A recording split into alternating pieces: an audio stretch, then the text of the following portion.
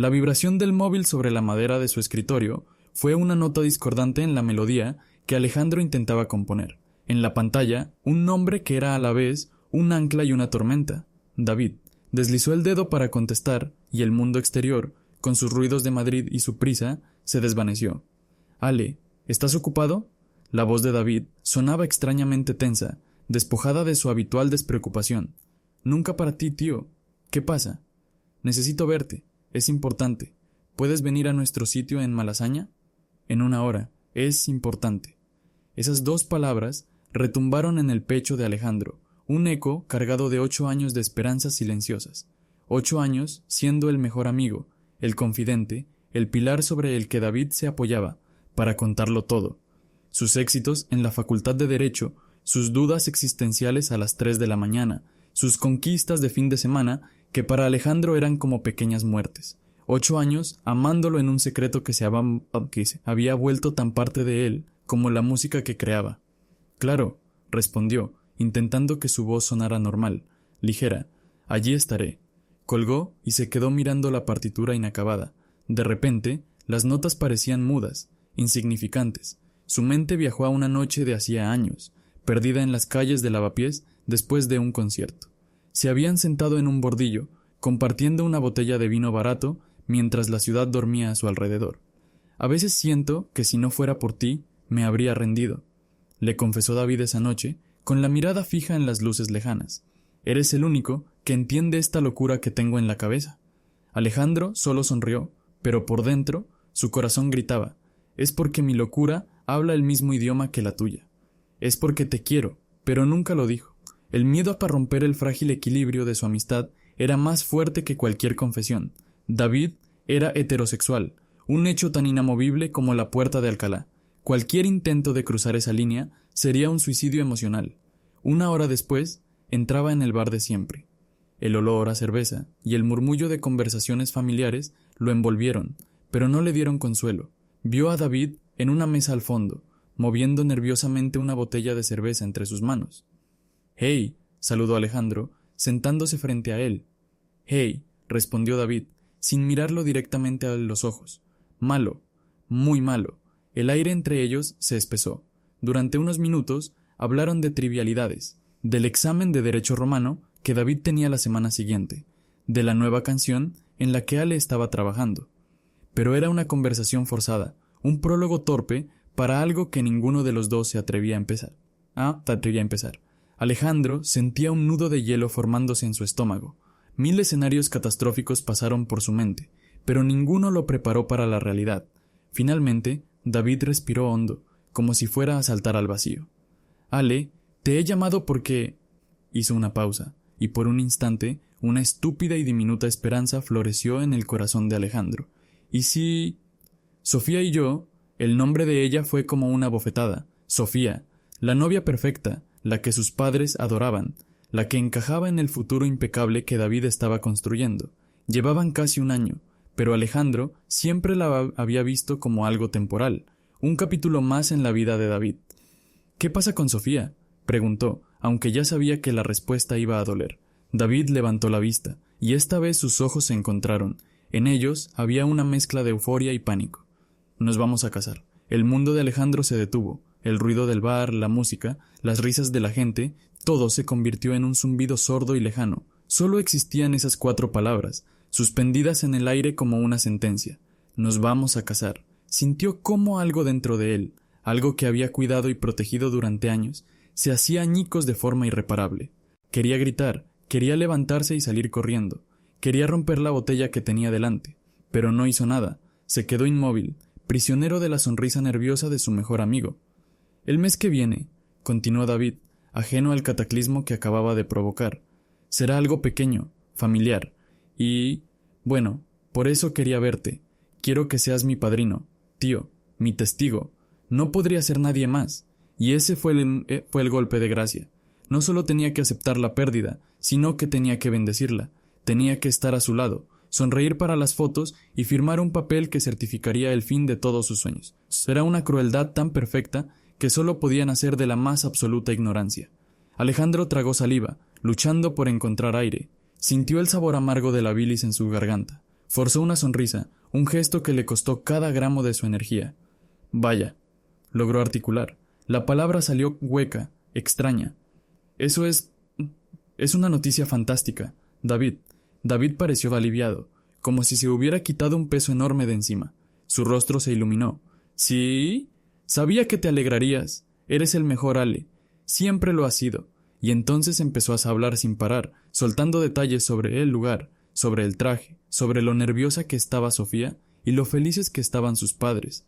Hablaba, y su voz era solo un ruido de fondo para Alejandro, que se había desconectado del mundo. Miraba a David, al hombre que amaba, y por primera vez lo vio como un extraño feliz, que sin saberlo, estaba celebrando sobre las ruinas de su corazón. Asentía y sonreía en los momentos adecuados. Un autómata programado para no romperse en público. Pero por dentro se estaba desangrando. La amistad que había sido su refugio se había convertido en una celda, y él, voluntariamente, acababa de aceptar la llave para encerrarse dentro. La idea del viaje fue de David. La presentó una semana después de la noticia de la boda, con un entusiasmo que a Alejandro le pareció obsceno. Lo llamó nuestra última escapada de solteros, una tradición sagrada que no podían romper. Irían a Puerto Escondido, un pueblo costero inventado en sus años de universidad, un refugio de rocas y mar bravo, donde siempre habían ido a curar sus heridas o a celebrar sus victorias. Para Alejandro, aceptar fue como comprar un billete para su propia ejecución, pero negarse habría sido levantar sospechas, romper la fachada de normalidad que tanto le costaba mantener. El viaje en coche fue un ahogo silencioso. David ponía música, hablaba del futuro, de la casa que estaba mirando con Sofía, de lo surrealista que era todo. Alejandro solo miraba por la ventanilla, viendo pasar el paisaje español como una mancha borrosa. Se sentía atrapado en esa pequeña caja de metal, respirando el mismo aire que el hombre que le había roto la vida sin siquiera darse cuenta. Cada risa de David era una punzada. Cada plan que mencionaba era un clavo más en su ataúd. Llegaron a Puerto Escondido al atardecer. El lugar no había cambiado. El aire olía a sal, a pinos y a una especie de fatalidad inevitable. Alquilaron la misma cabaña de siempre, precaria y con el suelo de madera que crujía bajo sus pies como si contara historias de veranos pasados. Veranos que ahora parecían pertenecer a otra vida. El día transcurrió en una extraña normalidad forzada. Nadaron en el océano helado, el agua cortando la piel como un recordatorio de que todavía estaban vivos. Alejandro observaba a David desde la orilla, viendo cómo se zambullía una y otra vez, libre, despreocupado, inalcanzable. Tramía una tortura exquisita. Cada vez que David se giraba y le sonreía, el corazón de Alejandro se contraía en una dolorosa mezcla de amor y resentimiento. Pero algo en David era diferente. Había momentos en que su risa se cortaba de golpe y se quedaba mirando el horizonte con una expresión indescifrable. Estaba más callado de lo normal, más pensativo.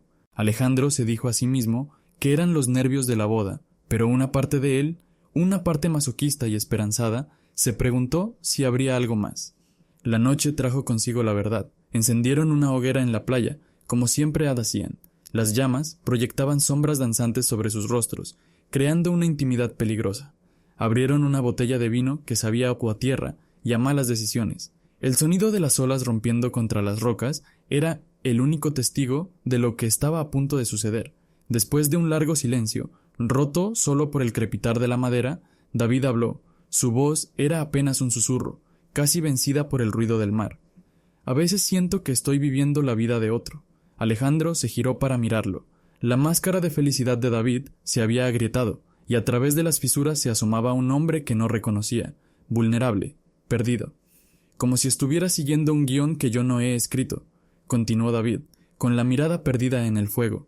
El buen hijo, el estudiante brillante de derecho, el novio perfecto. Todo encaja, todo es correcto, pero a veces por la noche me pregunto si esto es lo que realmente quiero. Alejandro sintió que el aire se volvía denso, eléctrico. Su corazón empezó a latir con una fuerza brutal, un tambor anunciando una tormenta. ¿Y qué vida querrías vivir?, preguntó, su voz temblorosa, cargada con el peso de una pregunta que llevaba 8 años queriendo hacer. El silencio que siguió fue tan espeso que se podría haber cortado con un cuchillo. David no respondió con palabras, giró la cabeza lentamente y sus miradas se encontraron. En los ojos de David había una galaxia de confusión, miedo y un anhelo tan profundo que a Alejandro le cortó la respiración. El mundo se detuvo. Lentamente, como si se moviera a través del agua, David se inclinó hacia él. Dudó un instante, sus rostros a milímetros de distancia, el aliento de ambos mezclándose con el aire salado, y entonces cerró los ojos y lo besó. No fue un beso de pasión, sino de desesperación. Fue suave, inseguro, un roce de labios que sabía a vino, a sal y a preguntas sin respuesta.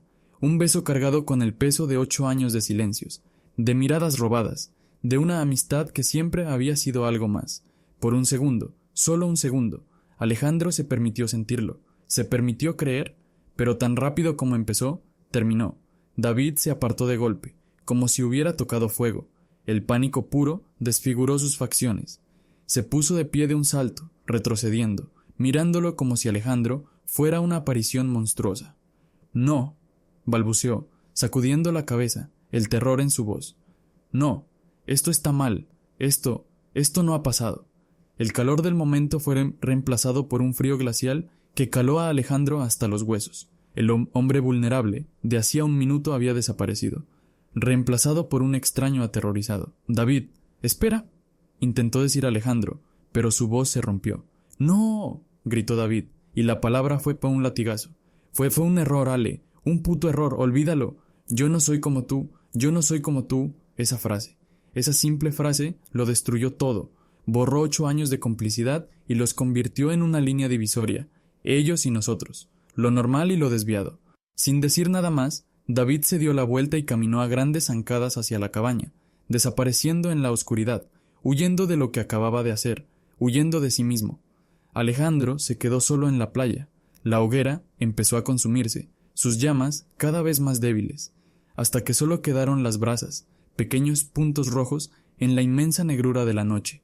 Se llevó los dedos a los labios, donde todavía sentía el fantasma del beso. El sabor ya no era de esperanza, sabía a ceniza. La mañana siguiente en Puerto Escondido fue una lección de silencio, un silencio denso, hostil, que ocupaba todo el espacio en la pequeña cabaña. David se movía como un autómata, empaquetando sus cosas con una eficiencia metódica y brutal, sin dirigirle a Alejandro ni una sola mirada.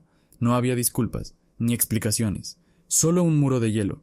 El beso de la noche anterior había sido borrado, enterrado bajo una capa de pánico y negación. El viaje de vuelta a Madrid fue una tumba sobre ruedas.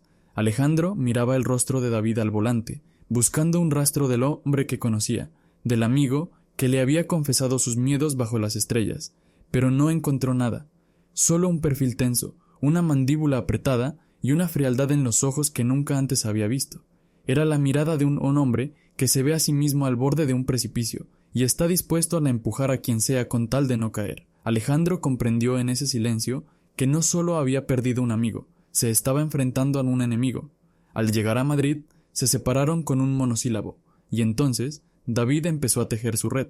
Actuó rápido, con la precisión de un cirujano que sabe exactamente dónde cortar para que la herida sea mortal.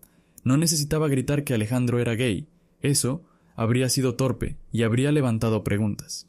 Su estrategia fue mucho más sibilina, más cruel. Empezó a envenenar el pozo de su vida en común, gota a gota. La primera señal llegó a través de un mensaje en el grupo de WhatsApp que compartían con sus amigos de la universidad. Alguien preguntó por la escapada. La respuesta de David fue una obra maestra de la manipulación. Bien, aunque un poco raro. Creo que Ale no está pasando por un buen momento. Está algo obsesionado últimamente. No sé. Obsesionado. Esa fue la palabra clave. La semilla de la duda. Unos días después, una de sus amigas en común, Laura, lo llamó. Ale, ¿estás bien? David nos ha contado que te has hecho ideas raras sobre vuestra amistad. Dice que está muy preocupado por ti. Alejandro sintió que el suelo se abría bajo sus pies. David, preocupado, era el pirómano llamando a los bomberos después de haber prendido fuego a la casa. Intentó defenderse, balbucear que las cosas no eran así, que David estaba mintiendo, pero notó la vacilación en la voz de Laura. La duda ya estaba sembrada.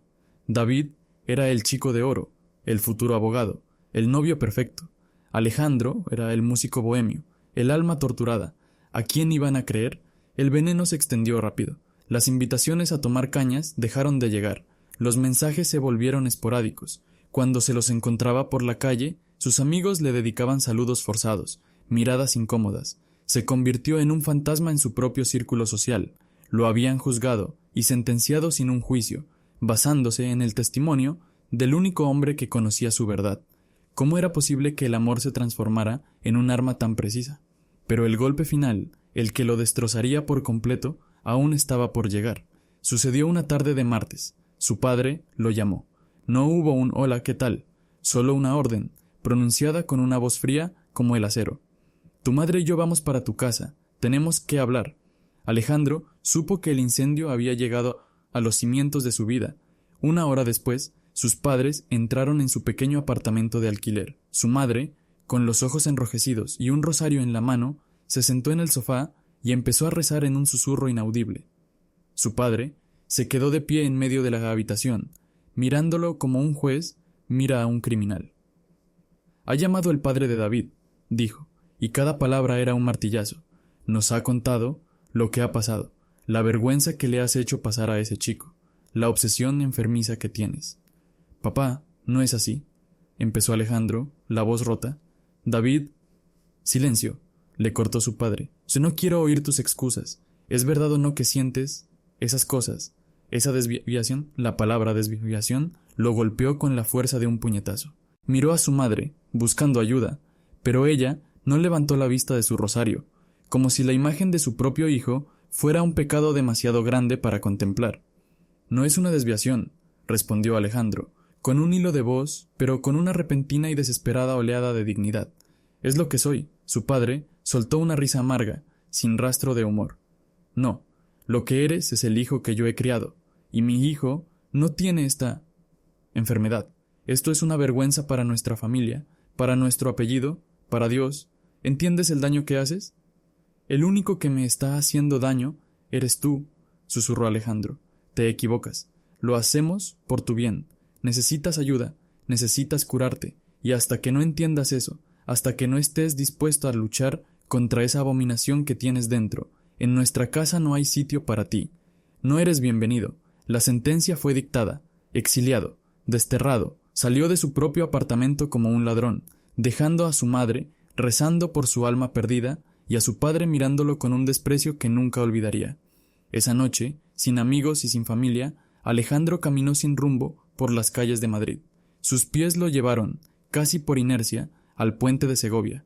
Se apoyó en la barandilla, mirando las luces de los coches pasar por debajo, un río de vidas anónimas que seguían su curso mientras la suya se había estrellado. El dolor era una presión física en su pecho, un grito ahogado que no podía salir. ¿Cómo se podía seguir viviendo cuando te han borrado de tu propia historia? Sacó el móvil, y entonces vio el último clavo en su cruz, una notificación de Instagram, una foto publicada por David hacía apenas una hora. Era él y Sofía, sonrientes, cortando una tarta nupcial en lo que parecía una celebración íntima. El pie de foto decía, eligiendo el camino correcto, oficialmente marido y mujer. Se habían casado, en secreto. Sin él, el mundo se inclinó. El dolor se convirtió en un vacío blanco, absoluto. Miró el agua oscura del Manzanares, un abismo de paz silenciosa que prometía el fin del ruido, el fin del sufrimiento. No era un deseo de morir, era una necesidad desesperada de que el dolor parase. Solo eso, que parase. Cerró los ojos, y en la oscuridad un recuerdo inesperado lo asaltó, la voz de su abuela, muchos años atrás, contándole un cuento antes de dormir. La noche es más oscura justo antes del amanecer, cariño. Respiró hondo, 1, 2, 3 veces. El aire frío de la noche madrileña le quemó los pulmones, abrió los ojos y dio un paso atrás, alejándose de la barandilla. No les daría esa victoria. No se convertiría en la tragedia que confirmaría la historia de David. Con las manos temblando, borró el número de David, bloqueó su perfil y el de todos sus antiguos amigos. Luego, caminó hacia la estación de autobuses más cercana. Compró un billete. El destino no importaba, solo la distancia. El autobús lo dejó en la estación de Granada a primera hora de la mañana. El aire era diferente al de Madrid, más denso, cargado con el perfume de los jazmines y el eco de siglos de historia. Pero Alejandro no lo notó. Caminó por la ciudad como un fantasma, con la mochila al hombro pesando menos que el vacío que sentía en el pecho. No tenía un plan, solo una necesidad primordial de poner kilómetros entre él y los escombros de su vida. Sus pies lo llevaron, sin saber cómo, hacia el Albaicín.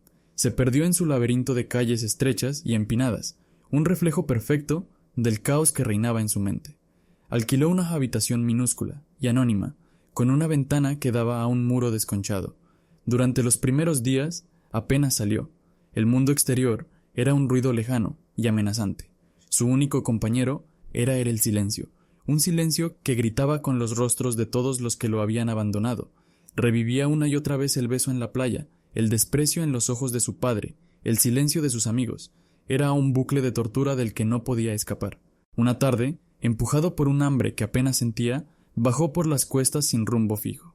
El azar lo llevó a la puerta de un pequeño local, escondido en una plazuela. No era un bar, ni una tetería. En el cartel de madera tallada se leía: El grito mudo, arte y café. Sintió un impulso inexplicable y entró.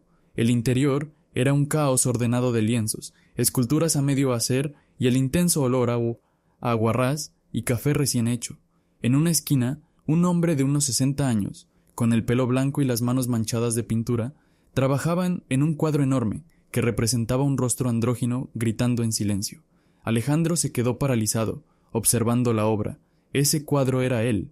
El hombre se percató de su presencia. Se limpió las manos en un trapo y lo miró con unos ojos que parecían haberlo visto todo.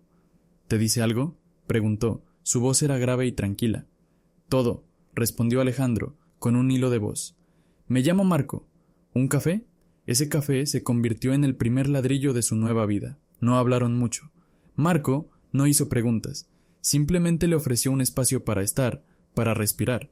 Alejandro empezó a ir todos los días. Se sentaba en un rincón con su cuaderno, viendo a otros artistas entrar y salir, escuchando fragmentos de conversaciones sobre colores, formas y luz. Era una comunidad silenciosa que se comunicaba a través de la creación. Una tarde, Marco se sentó a su lado y miró su cuaderno vacío. «Sé lo que es llegar aquí con el alma rota», dijo, sin mirarlo. «Yo llegué hace 40 años, huyendo de una familia que no entendía que amara a un hombre. Este lugar, Granada, tiene una magia extraña. Te obligan a enfrentarte a tus demonios, y solo hay dos formas de hacerlo: dejar que te devoren o convertirlos en algo más». Señaló su cuadro. «Este grito lo llevo dentro desde entonces, pero en el lienzo no me destruye, lo controlo». Se levantó y le puso una mano en el hombro. «No escondas tus cicatrices, chico, conviértelas en arte». Esa noche, en su habitación, Alejandro sacó su vieja guitarra. Hacía semanas que no la tocaba. Sus dedos se sentían torpes, extraños. Intentó componer, pero solo salían acordes rotos, melodías tristes que morían antes de nacer. La frustración lo invadió. Estuvo a punto de estrellar la guitarra contra la pared, pero la voz de Marco resonó en su cabeza. «Conviértelo en algo más». Cerró los ojos y dejó de luchar. Dejó que el dolor fluyera. Dejó de intentar escribir una canción bonita y empezó a escribir la verdad. Dejó salir la rabia por la traición en Puerto Escondido, la humillación de las mentiras de David, el frío glacial en la voz de su padre, la decepción en los ojos de su madre. Cada herida se convirtió en una nota, cada lágrima en una palabra. No fue un proceso bonito, fue un exorcismo. Durante días apenas comió ni durmió. Vivió entre las 4 paredes de su habitación, luchando con sus fantasmas, plasmándolos en una melodía que era a la vez una herida abierta y un grito de guerra. La canción no hablaba de un corazón roto por un amor no correspondido, hablaba de la aniquilación de una identidad, del dolor, de ser borrado por aquellos que decían quererte. Pero al final, en el puente musical, surgía un acorde desafiante, una nota de pura supervivencia. La llamó Melodía de cenizas. Cuando la terminó, se sintió completamente vacío, pero era un vacío limpio, sereno, como la calma que sigue a la peor de las tormentas. Una semana después, Marco lo convenció para que la tocara en la noche de micro abierto que organizaban en el Grito Mudo. El pánico se apoderó de Alejandro. Exponerse de esa manera, desnudar su alma frente a extraños, le parecía aterrador, pero una parte de él sabía que era el último paso. Tenía que hacerlo. Cuando lo llamaron al pequeño escenario, sus manos temblaban tanto que apenas podía sujetar la púa. El local estaba lleno. Vio a Marco entre el público, que le dedicó un leve asentimiento. Respiró hondo y empezó a tocar. Las primeras notas salieron tímidas, pero a medida que cantaba la letra, su voz se fue haciendo más fuerte, más segura. No miraba a nadie, solo cerraba los ojos y revivía la historia. Cantó sobre el beso que quemó un error, sobre el nombre quemado por los rumores, sobre las puertas cerradas de su propia casa. Cantó sobre el frío de un puente en Madrid y sobre la decisión de no saltar. Cuando cantó el último verso, un verso que hablaba no de perdón, sino de renacimiento, su voz se quebró, pero no de debilidad, sino de pura emoción. El último acorde vibró en el aire, y luego el silencio. Un silencio denso, absoluto, que duró una eternidad. Alejandro abrió los ojos, esperando el juicio, la indiferencia, pero lo que vio fue un mar de rostros conmovidos. Vio cabezas asintiendo lentamente, vio a una chica en la primera fila secándose una lágrima, escuchó a alguien sorbiendo por la nariz en la oscuridad, y entonces alguien empezó a aplaudir, y luego otro, y otro, hasta que todo el local estalló en un aplauso atronador, que no era de cortesía, sino de una profunda y visceral conexión. Se bajó del escenario temblando, pero esta vez no era de miedo. Se sentía ligero. Una mujer que no conocía le tocó el brazo al pasar. «Esa canción», le dijo, con los ojos húmedos, «no sé qué has vivido, pero gracias por contarlo». En ese momento, Alejandro comprendió. Su dolor no era una vergüenza, era una historia, y al contarla, había descubierto que no estaba solo. Los meses que siguieron a esa noche, en el grito mudo, fueron una lenta reconstrucción. La música se convirtió en su terapia y su lenguaje. Alejandro seguía tocando en el micro abierto cada semana, y cada canción era un paso más lejos del fantasma que había llegado a Granada.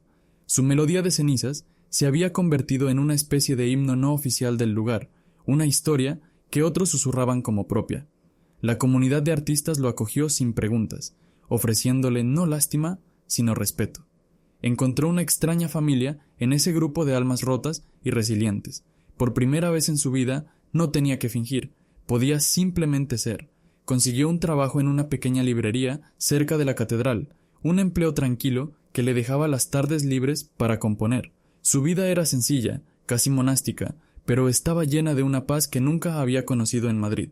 Había dejado de mirar el móvil con el corazón en un puño, había dejado de buscar nombres familiares en las redes sociales, había cortado el último hilo que lo ataba a su pasado, o eso creía él. La llamada llegó una tarde lluviosa de noviembre. Era un número desconocido. Dudó en contestar, pero una extraña premonición lo empujó a hacerlo. «¿Diga? ¿Alejandro?» La voz al otro lado de la línea era vacilante, casi irreconocible, pero él la habría reconocido en medio de un huracán. Laura, una de las amigas que lo había abandonado, una de las que había elegido creer a David. «Laura», respondió él, el corazón de repente latiendo con fuerza. «Sí». «Dios, sale, no sabes cuánto me ha costado llamar. Escucha, sé que no tengo ningún derecho, pero he oído tu canción. Alguien la grabó y la subió a YouTube. Es increíble, y es tan obvio». Hizo una pausa, y él pudo oír cómo tragaba saliva. «Lo siento mucho, Male. Fui una cobarde. Fuimos todos unos cobardes». «¿Por qué me llamas Laura?», preguntó Alejandro, su voz más fría de lo que pretendía. «Es sobre David». El nombre cayó como una piedra en un estanque en calma, creando ondas que perturbaron toda su paz. «No quiero saber nada de él». Lo sé, pero tienes que escucharlo. Su matrimonio se ha ido al infierno». Sofía descubrió la verdad, no lo del beso, sino algo peor. Descubrió la campaña que organizó para destruirte. Un día encontró unos mensajes antiguos en su portátil, donde se jactaba con otro amigo de cómo te había neutralizado. Ella lo dejó esa misma semana. Dijo que no podía vivir con un mentiroso y un maltratador. Alejandro se quedó en silencio, procesando la información. No sentía alegría, ni satisfacción, solo un cansancio profundo. «La historia se ha extendido», continuó Laura. «Ahora todos sabemos lo que hizo. Sus padres están avergonzados. En la Facultad de Derecho la gente lo mira diferente. Está solo, Ale, completamente solo, y creo que va a ir a buscarte». La llamada terminó, pero sus palabras se quedaron flotando en el aire de su pequeña habitación. David, viniendo a Granada, la idea le provocó un escalofrío. El fantasma que creía haber enterrado amenazaba con volver. Y volvió. 2 días después, llamó a la puerta de su apartamento al atardecer. Cuando Alejandro abrió, se encontró con una versión demacrada y rota del hombre que había conocido. Había perdido peso, tenía ojeras profundas y la arrogancia que siempre lo había caracterizado había desaparecido. reemplazada por una desesperación casi patética. «Ale», dijo, su voz un susurro ronco. Alejandro no lo invitó a pasar, se quedó en el umbral, bloqueando la entrada, creando una barrera física entre su presente y su pasado. «¿Qué quieres, David?» «He venido a...» empezó David, pero las palabras parecieron atascarse en su garganta. Respiró hondo y lo intentó de nuevo. He venido a pedirte perdón». Alejandro soltó una risa corta, sin humor. «¿Perdón? Ahora llegas un poco tarde, ¿no crees?» «Lo sé que no merezco nada, pero tenía que decírtelo. Lo he perdido todo, Ale. Mi mujer, mis amigos, el respeto de mi familia, todo lo que construí, lo hice sobre una mentira, y esa mentira eras tú, o, mejor dicho, mi miedo a ser como tú». Lo miró a los ojos, y por primera vez, Alejandro vio en ellos no manipulación, sino un dolor genuino. «Aquella noche en la playa no fue un error», confesó David, su voz quebrándose. «Me moría de miedo. Toda mi vida me he esforzado por ser lo que se esperaba de mí, por seguir el camino correcto, y tú me hacías cuestionarlo todo, me aterraba lo que sentía por ti, y en lugar de enfrentarlo, decidí destruirte para salvarme a mí mismo. Fue un acto de cobardía imperdonable». Se quedó en silencio, esperando una respuesta, esperando una absolución que Alejandro ya no tenía para darle. «¿Y qué esperas de mí?», preguntó Alejandro, con una calma que lo sorprendió a sí mismo. «¿Que te diga que todo está bien? ¿Que podemos volver a ser amigos? ¿Que tu confesión borra todo el daño que hiciste?» «No, solo quiero que me perdones». Alejandro lo miró fijamente, vio al chico con el que había compartido 8 años de su vida, vio al hombre que lo había besado en la playa, vio al monstruo que había intentado aniquilarlo, y vio al espectro derrotado que tenía delante, y en ese momento sintió una extraña compasión, pero no por él, por sí mismo, por el chico que había sufrido tanto por culpa de ese hombre. «No puedo darte lo que pides, David», dijo finalmente, y su voz fue suave pero firme como la roca. «Y no es porque te odie, creo que ya ni siquiera siento eso. Es porque mi perdón no te va a servir de nada. No va a devolverte tu vida ni a limpiar tu conciencia. El hombre al que le hiciste todo eso ya no existe. Lo mataste, y el que está aquí ahora, el que soy hoy, no se construyó gracias a ti, sino a pesar de ti». Dio un paso atrás, empezando a cerrar la puerta. «El perdón que necesitas no te lo puedo dar yo. Tienes que encontrar la manera de perdonarte a ti mismo por lo que hiciste. Ese es tu camino, no el mío». Cerró la puerta suavemente, dejando a David en el pasillo, solo con el eco de sus palabras. Se apoyó contra la madera, escuchando los pasos de David alejándose hasta que el silencio volvió. No lloró, no sintió rabia, sintió liberación, un cierre definitivo. Esa noche cogió su guitarra y se sentó junto a la ventana. Las luces del albayzín brillaban como un millar de estrellas caídas. El futuro era incierto, una página en blanco. Quizás algún día volvería a hablar con sus padres. Quizás no, quizás se enamoraría de nuevo. Quizás no, pero ya no importaba. Por primera vez, no necesitaba la aprobación de nadie para sentirse completo. Había encontrado su propia melodía en medio de las cenizas. Y eso era suficiente. Empezó a tocar, no una canción triste, sino una suave y esperanzada, una canción sobre un nuevo amanecer en Granada. Su amanecer,